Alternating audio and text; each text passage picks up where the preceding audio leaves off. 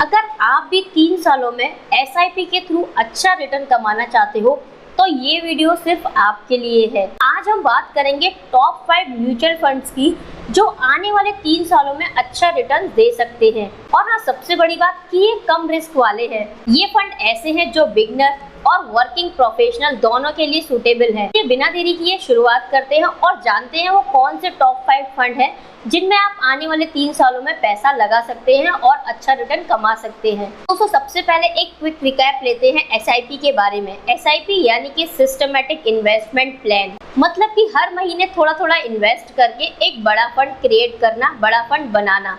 तो ये एक डिसिप्लिन वाला वेल्थ क्रिएशन का तरीका है और इसमें आप मार्केट की उतार चढ़ाव से भी बचते हैं। दोस्तों, अब सवाल आता है कि 3 सालों के लिए कौन सा फंड सेलेक्ट किया जा सकता है। एक्सपर्ट मानते हैं लार्ज कैप, हाइब्रिड और बैलेंस फंड इस अवधि के लिए सूटेबल है। ये फंड इक्विटी और डेब्ट का सही बैलेंस रखते हैं जिसमें रिटर्न भी अच्छा आता है और साथ ही साथ आपका रिस्क भी कम रहता है। तो चलिए बात करते हैं सबसे पहले फंड की, जो कि है एचडीएफसी टॉप 100 फंड। ये एक लार्ज कैप फंड है, यानी कि देश की सबसे बड़ी भरोसेमंद कंपनियों में निवेश करते हैं। इसके अंदर आपको मीडियम रिस्क देखने को मिलेगा, लेकिन रिटर्न आपको स्टेबल देखने को मिलेगा, जैसा कि पिछले पास्ट के सालों में देखा गया है। इस फंड का ट्रैक रिकॉर्ड भी स्ट्रॉन्ग है। इसका पोर्टफोलियो काफी डाइवर्सिफाइड रहता है। अगर आप कंजर्वेटिव अप्रोच रखते हैं तो ये फंड आपके लिए सूटेबल हो सकता है। नेक्स्ट फंड की बात करते हैं, जो कि है एसबीआई का ब्लू चिप फंड। एसबीआई का ये फंड भी लार्ज कैप की कैटेगरी में आता है।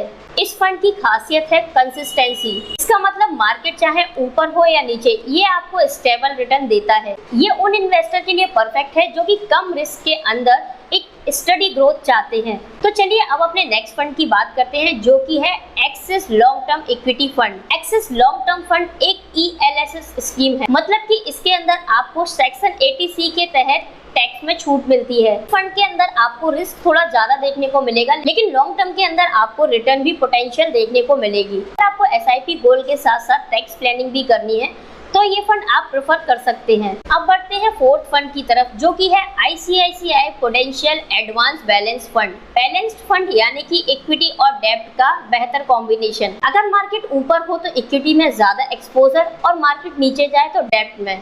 इस स्ट्रेटेजी को फॉलो करने की वजह से ये फंड बहुत ही ज्यादा अच्छे तरीके से बैलेंस तरीके से ग्रोथ करता है। बात करते हैं लास्ट ऑप्शन की, जो कि है Franklin India blue chip fund. ये फंड बहुत ही लंबे समय से मार्केट के अंदर है। फंड का मैनेजमेंट डिसिप्लिन और प्रोफेशनल है। फंड के अंदर लार्ज कैप कंपनियों में इन्वेस्टमेंट होता है। इसके यहाँ पे मॉडरेट रहता है। फंड की प्रोफाइल स्ट्रॉन्ग है और पुराने इन्वेस्टर को इसने कंसिस्टेंटली रिटर्न दिया है। किसी भी कैटेगरी में इन्वेस्टमेंट करने से पहले आपको ये जरूरी बातें जरूर समझनी चाहिए। हमेशा आपको अपना गोल पता होना चाहिए, रिटायरमेंट, घर खरीदना या बच्चों की पढ़ाई। आपको किसी भी फंड की पास्ट परफॉर्मेंस देखनी है, लेकिन उन पर ब्लाइंडली ट्रस्ट नहीं करना।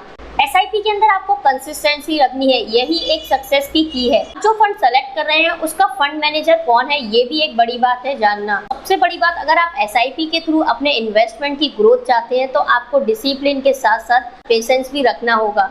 तो दोस्तों, अगर आप भी 500 या 1000 से शुरुआत करना चाहते हैं तो एसआईपी जरूर करें। धीरे धीरे इन्वेस्टमेंट बड़ी होगी। अगर आपको वीडियो पसंद आई है तो वीडियो को लाइक कीजिए, चैनल को सब्सक्राइब कीजिए और आप कमेंट में भी बता सकते हैं कि आप अगली वीडियो किस पर देखना पसंद